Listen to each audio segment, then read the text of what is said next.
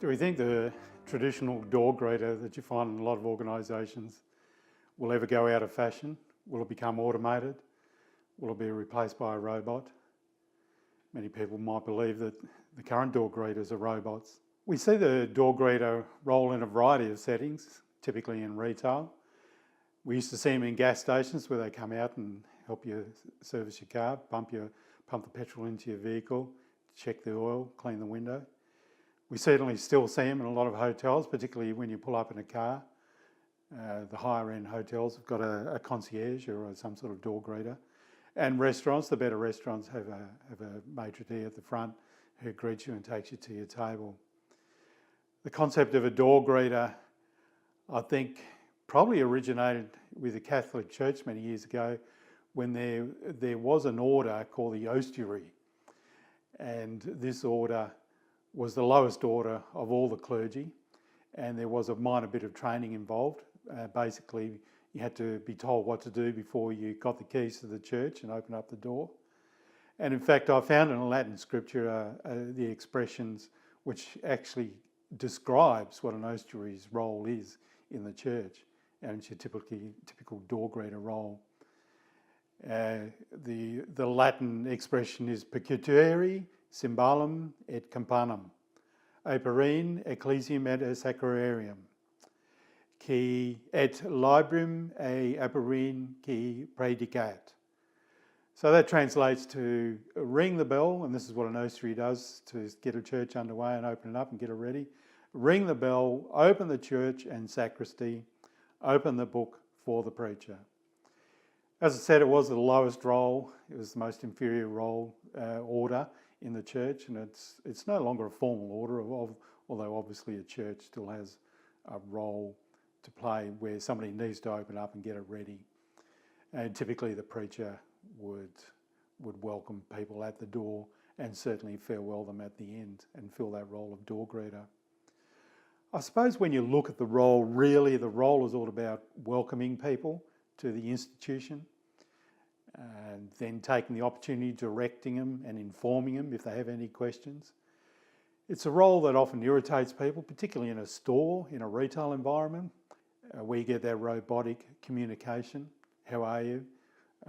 And the person asking obviously has no great interest.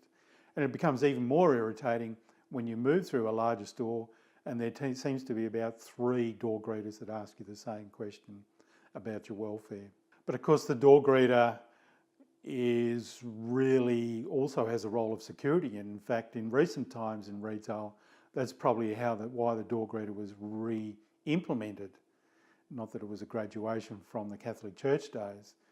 And it was a lady at Walmart who did identify the fact that there was a lot of shoplifting going on, and she thought it would be a good idea to institute a door greeter, or what they call a people greeter. This is way back in the 1980s. When they found they implemented this door greeter, this people greeter, they noticed there was a fair bit of merchandise being placed in aisles just before the exit of the shop.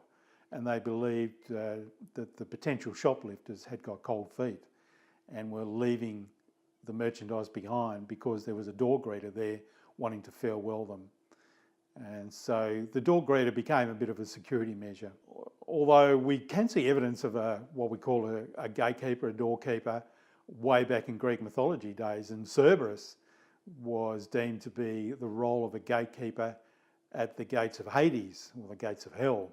And Cerberus is represented by a 3-headed dog in a lot of Greek mythological graphics. It tends to be a 3-headed hound with the tail of a snake, and it was called Cerberus, and it guarded the gates of hell, not so much to welcome people in, but to prevent people from escaping. So you can see that combination of the Walmart people greeter, where it was welcoming people, and the Cerberus role, where it was preventing an escape, and in modern times it's escape of merchandise, escape of even paying the bill at a restaurant. That's why they have that maitre d' to welcome you, create the atmosphere, but also to be there to make sure that the bill is paid. But we could take it up a level, and rather than referring to doorkeepers as doorkeepers, would probably be better to refer to them as people greeters.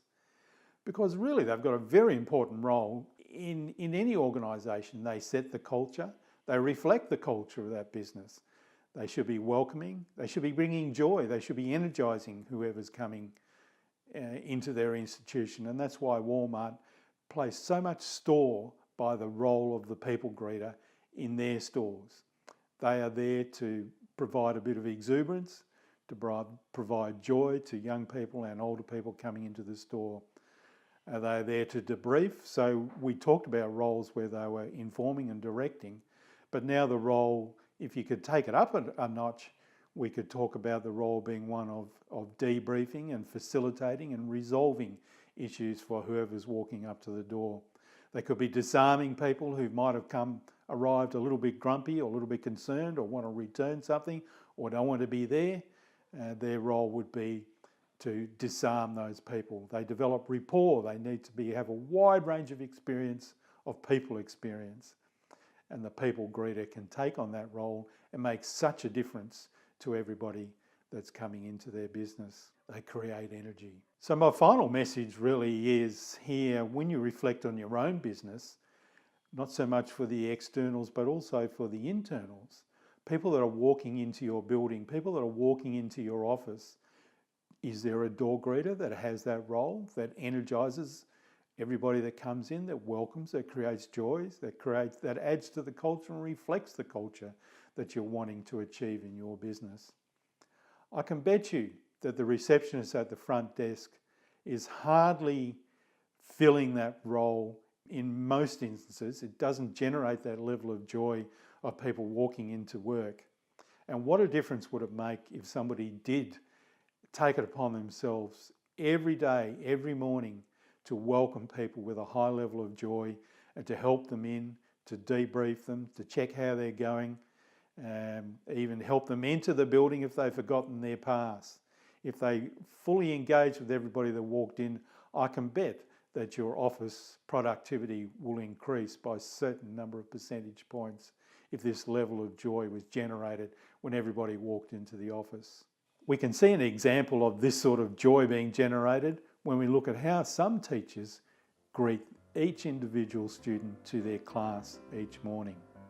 Have a look at this and see how you can translate this to your circumstance.